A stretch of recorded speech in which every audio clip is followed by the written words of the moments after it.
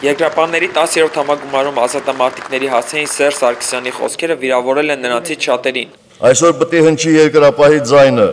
խրոխտ, վստահ, չնայած ցավոք, ունենք նաև առանձին անհատների նվնվոցը տարբեր հրապարակներում, թե մենք երկիր ենք պահել, արյուն ենք թափել եւ հիմա կամ շատ բարձրացրեք մեր թոշակները,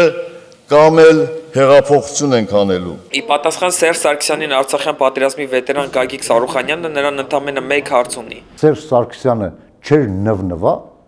եթե իրան տային 35,000 դրամ ու ասեին գնա ապրի ոնց ուզում ես։ Ժամանակին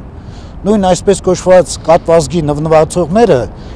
մռնչողներ էին, առյուծներ էին, ծլվլացողներին օգնություն հասան, գրավեցին տարածքներ,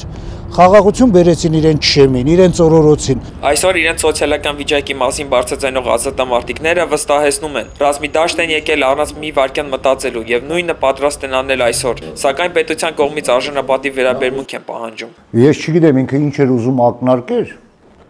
այնուամենայնիվ այդ այսօրվա բողոքի ձայն բարձրացնողների մեջ կան տարբեր լումա ունեցող մարդիկ։ Մենք էլ լավ գիտենք ով որտեղ ինչքան արյունաթափ է, ինչքան թալանարի։ Իդեպ ազատամարտիկների սոցիալական փաթեթը բարելավելու պահանջ ներկայացրած վետերանները ԵԿՄ համագումարում, որին հրավիրված չէին այլ ելույթներ են ակնկալում լսել։